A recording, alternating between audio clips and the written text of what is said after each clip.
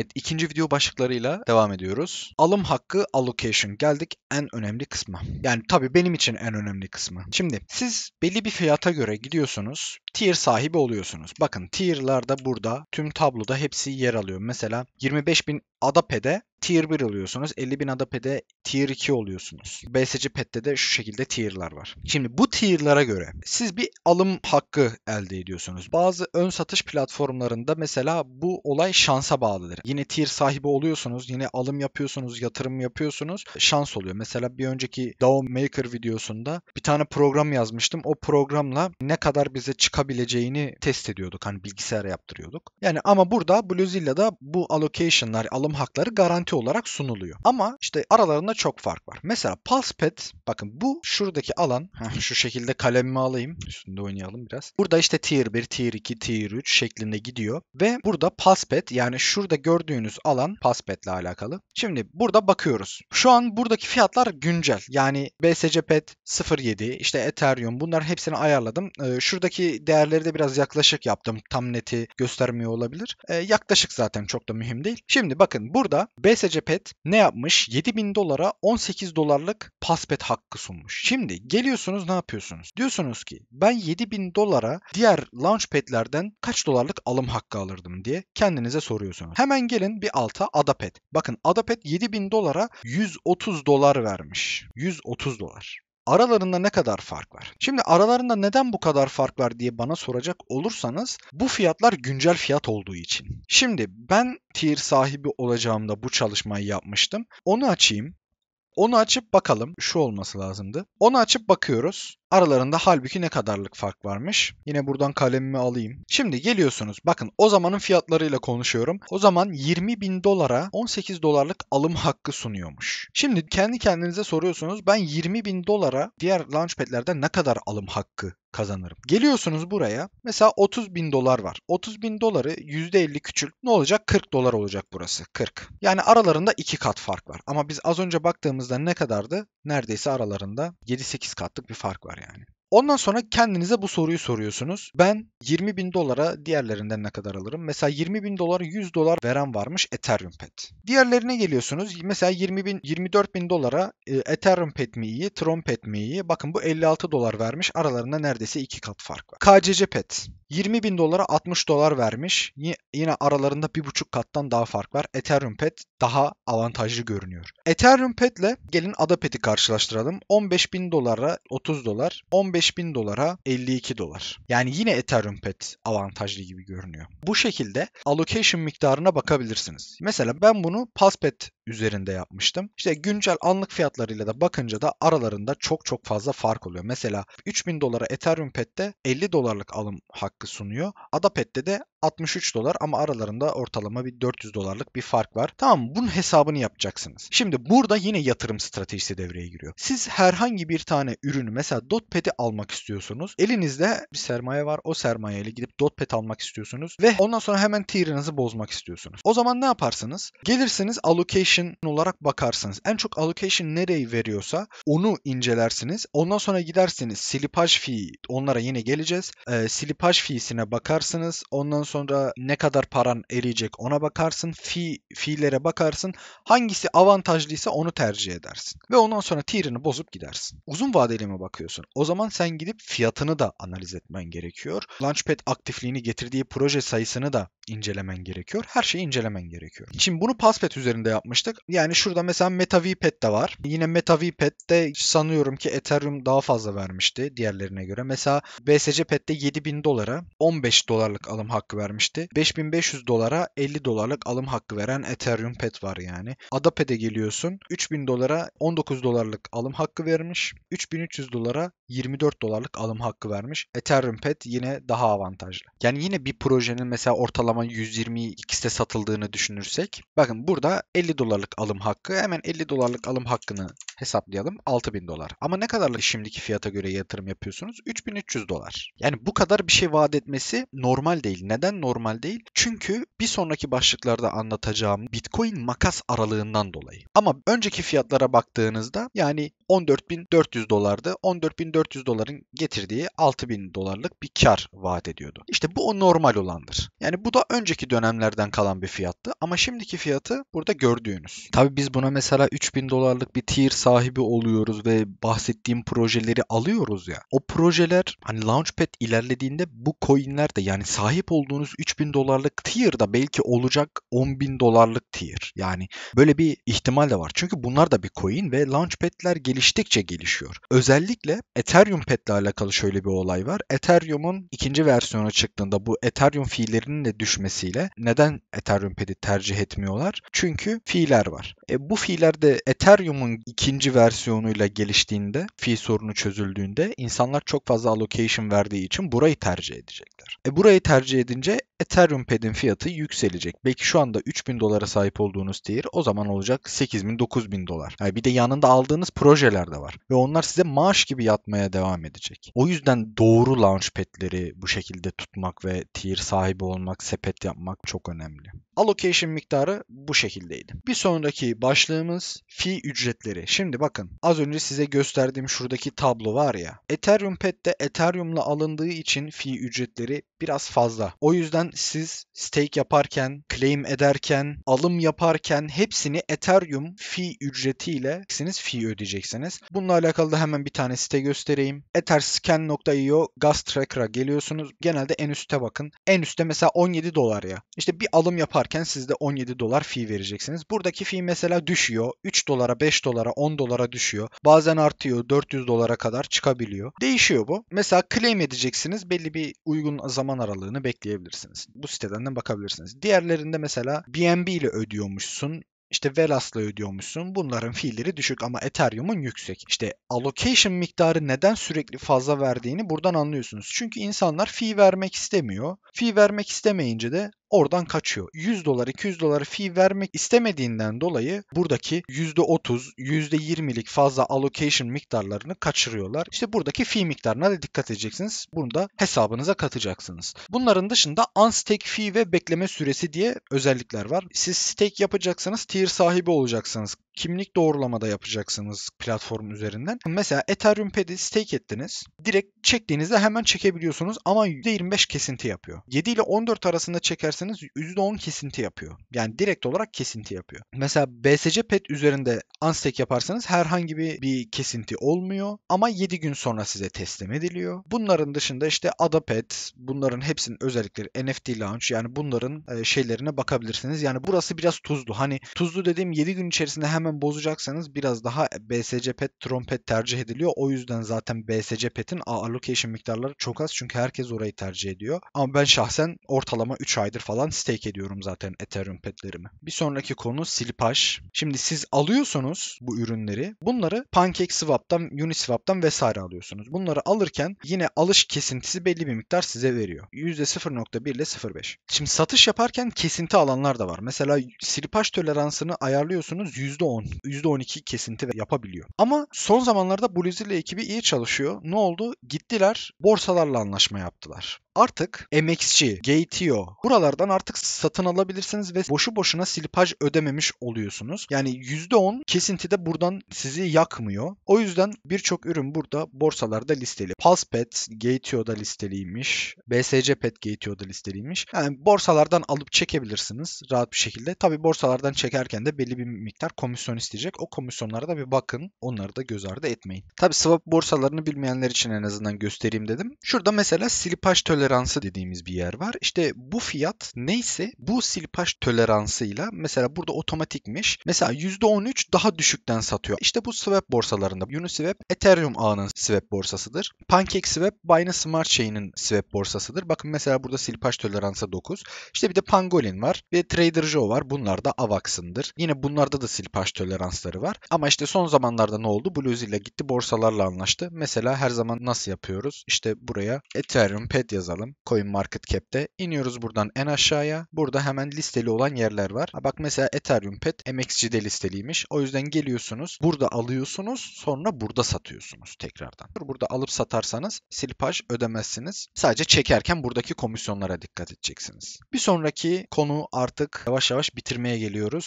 Son 2 başlık. Yatırım stratejisi. Ben genelde şunu yapıyorum. Ben birçok ön satış platformunu kullanıyorum. Avalanche'ı kullanıyorum. Socios'u kullanıyorum. CoinList'i kullanıyordum. Huobi'den yapılan ön satışları kullanıyorum. FTX'lere katılıyorum. Bluezilla'da tier sahibiyim. Polkastarter'a katılıyorum. DAOmaker'da da tier sahibiydim. Solraiser, Terraformer, yani ben her defasında hedefimi şu şekilde belirliyorum. İlk hedef ana parayı çıkartmak. Şimdi size belli bir miktar vesting, yani TG, Token Generation Events dediğimiz bu listelemede ilk verilen miktarlar var. Mesela hemen Avalanche'dan bakayım. Çok rahat bir şekilde gösterebiliyorum çünkü bunun arayüzünü iyileştirmişler de hemen görebiliyorsunuz.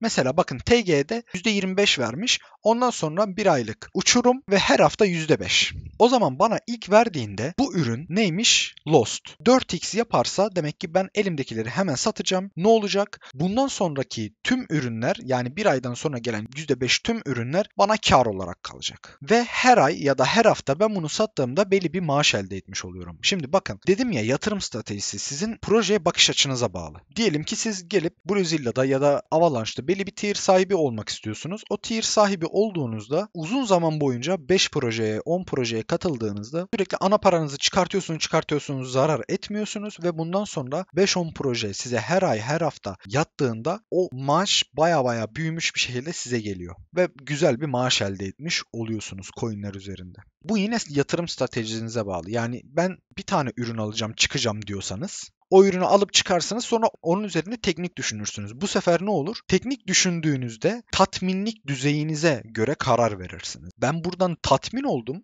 Piyasada çok fazla fırsat var. Ben bunu alayım. $1000 oldu, $10.000. $10.000 ya, ben biraz daha bekleyeyim, $20.000 olsun şeklinde değil. Tatminlik düzeyinize geldi. Hepsini satmak zorunda değilsiniz. Kâr alın, yarısını satın. Kademeli satın. Yani yatırım stratejisi ve tatminlik düzeyi burada çok önemli. O yüzden ben ilk hedefim olarak ana paramı çıkartıyorum. Bahsettiğim gibi maaş algısıyla belli bir şey elde edebilirsiniz. Ve tatminlik düzeyi de çok önemli. Kademeli satışlar, hepsini satmak zorunda değilsiniz. Başka fırsatları görüp oraya kayma. Yani bunları göz ardı etmeyin. Ondan sonra çok fazla yükselmiş ürün ne oluyor? Belli bir miktar kırılıyor ya da kötü haber geliyor. Şelale yaşıyorsunuz. Yani bunların olmasına izin vermeyin. Bunlar sizin elinizde. Ufak teknik bir şey göstereyim. Mesela Bitcoin buradan yükselmiş olsun. Yükselsin şöyle. Tabi böyle gitmez de hani dalgalı yükselsin. Ondan sonra kötü haberler gelsin. Hedeflediği nokta işin başlangıç kısmı olacak. Yani burayı hedefleyecek. Yani yine tabii illaki dalga düşer de hani burayı hedefleyerek düşecek. Yani o şelale diye bahsettiğimiz iki kanal arasında gelen hareket burayı hedefleyecek. Yani burayı, başlangıç noktasını hedefleyecek. O yüzden o tatminlik düzeyinde kademeli satmaya kendinizi alıştırın. Yani bunu bir prensip olarak elde etmeniz lazım.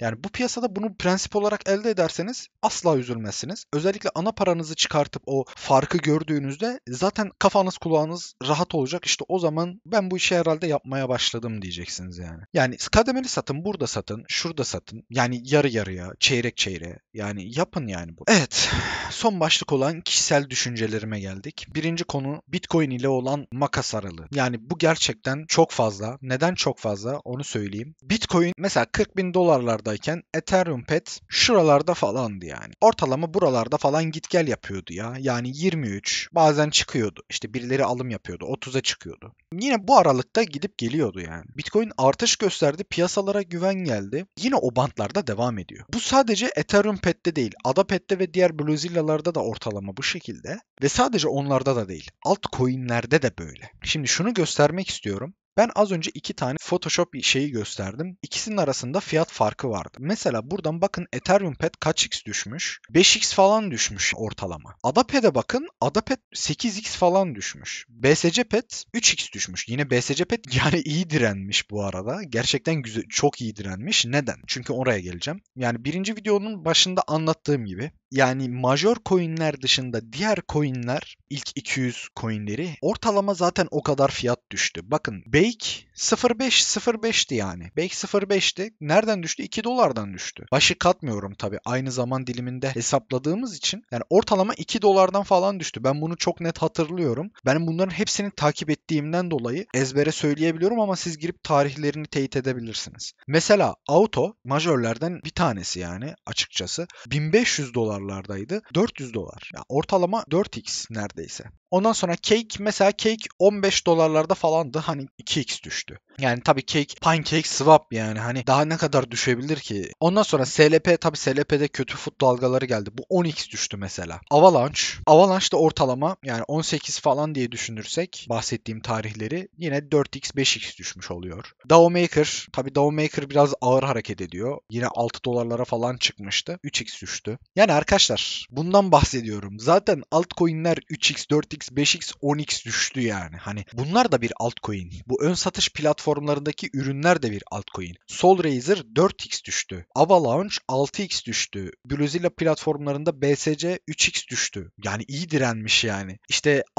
Adapet'in vesting süresi bitti. O da 7x falan düşmüştü. Yani bundan bahsediyorum. Aralarında kocaman bir makas aralığı var Bitcoin'le. Şimdi Bitcoin yükseldiğinde bakın mesela şimdi hemen çok güzel bir örnek göstereceğim. OGN, Origin Protocol. Çok güzel bir örnektir bu. Ben bunun trade'ini 1 dolarlarda falan yapıyordum. Bir de alıyordum 1,5'a geliyordu falan satıyordum. Tabii bu olaylar yaşanmadan önce. Ortalama yani 1,2 idi. Bu nereye kadar düştü? 0,25'e düşmüş. Ortalama 4x falan düşmüş. Geldi ne oldu? İşte Bitcoin arttı. Bazı coinler canlandı. Bazı coinlere para akışı girdi. Bunlardan bir tanesi de OGN'ydi. OGN 0,80'e kadar geldi. Yani ortalama 3x falan. 3x'ine bak hala da aynı şekilde devam ediyor. Kaybettirdiğini neredeyse geri verecek. O duruma kadar geldi. İşte bunlardan bir tanesi neydi? Zil vardı mesela. Zilliqa. Zilliqa da mesela o şekilde. Ne oldu? 0,4'ten geldi 15'e. 3x kadar yine aldı. Yani ne oldu? Bitcoin düşünce tüm altcoin'lerden hepsinden para akışı çıkıyor.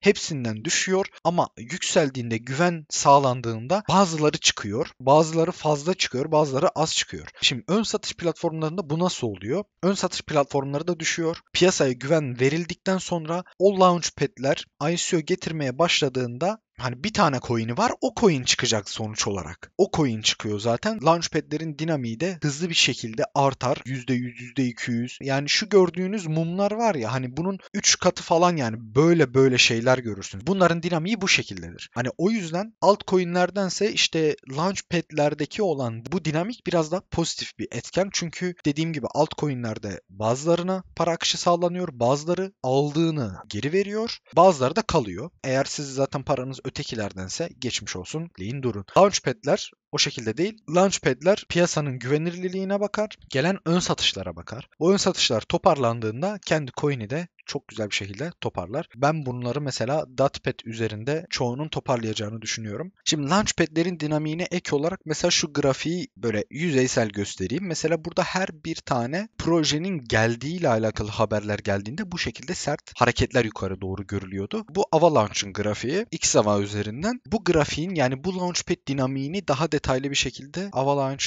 videosunda anlatmayı düşünüyorum. Hatta mesela o zamanlar bu Launchpad dinamikleri şu şekilde de çalışıyordu. Hani öyle bir dönem içerisindeydik ki Bitcoin birazcık aşağıya salıyordu. Böyle biraz desteğe geliyordu. Tabii herkes tüm ortam bullish'ti. İnanılmaz bir hype vardı. Yani öyle bir şey olduğunda altlar da Bitcoin'e bağlı olarak hareket ediyor. Mesela %10 falan düşüyor ama Launchpad'ler umrunda bile olmuyordu yani. Fiyatları hiç oynamıyordu çünkü alanlar zaten tutuyor. Zaten ön satışa katılıyorlar. Zaten o ön satışlar öküz gibi artacak. Adamlar onu bekliyor. Tekrar bir bullish ortama girdiğimizde bu launchpad'lerin dinamiğiyle alakalı bir durum olduğundan dolayı ayakta kalan launchpad'lerin coin'leri bu şekilde hareket edecek. Bu launchpad dinamiğini dediğim gibi detaylı bir şekilde konuşacağız. Ve son olarak da launchpad'lerin güvenilirliğinden bahsetmem gerekiyor. Ben çoğu ön satışlarda bulundum. Hopi Meme'den tut, Boca Chica'ya, CoinList'ten tut, borsa ön satışlarına kadar. O kadar fazla portföyüm genişledi ki bunca deneyimi ve bunca gördüğüm ön satışları göz önünde bulundurarak şunu söylemem gerekiyor. Launchpad'lerde güvenilirlik çok önemli. Bakın mesela Metaplay vardı. 2 defa falan biz hacklendik dediler. Ama doğru ama yanlış. Ama yalan ama gerçek. Fark etmez. Güzel de projeler getirdiler. Açıkçası ben buradan karla ayrıldım yani. Çünkü belli prensiplerim var. Karla ayrıldım ama işin kötü tarafı topluluğun %90'ı zarar etti. Şu anda 5 kuruş etmiyor yani coinleri. Ama zamanında 20 dolardı. Tanesi 20 dolardı. Yani 20 dolar ne demek ya? Tamam, illaki arzına göre hani fiyat biçilir. Ama o zaman coin sırasında da hani ilk 500'de falandı yanlış hatırlamıyorsam. Bunun biraz gerçek olup olmadığını sorgulamak lazım. Ama geliyorsunuz Bluezilla'ya bakıyorsunuz. Ya Bluezilla çalışıyor. Güvenirliliği var mı? Var. O yüzden bunun güvenirliliğini de ölçün tartın. Dotpad'in, MetaVPad'in belli başlı bir vesting süresi olacak. O vesting süresi size uyuyor mu, uymuyor mu? Bunları iyicene takip edin. Ne kadar alırsınız, ne kadar satarsınız. Bunları iyicene ölçün, tartın ve bunun da güvenirliliğine bakın, hani o süre içerisinde buna yatırım yapabilir miyim? Yani o güvenirlilik konusunda göz önünde bulundurun diyorum. Gerçekten çok yoruldum bunları anlatırken ve boğazım da çok ağrıdı. Umarım hoşunuza gitmiştir ve faydalı olmuştur ve umarım bazı şeyleri atlamıyorsunuzdur. En azından ne bileyim sesimi falan hızlandırın. Çünkü gerçekten önemli şeyler ve sürekli birbirleriyle bağlantılı olan şeyleri anlattım. Beni desteklemek isterseniz like atıp yorum atmanız benim için yeterlidir. Herhangi sorunuz varsa bana sosyal medya hesaplarından şu anda ekranda görüyorsunuz ulaşabilirsiniz. Genelde Telegram'da aktifim. Telegram sohbete katılıp benimle iletişim kurabilirsiniz. Twitter'da da kurabilirsiniz. Sonraki videolardan haberdar olmak isterseniz de abone olabilirsiniz. Tekrardan görüşmek dileğiyle. Hoşça kalın.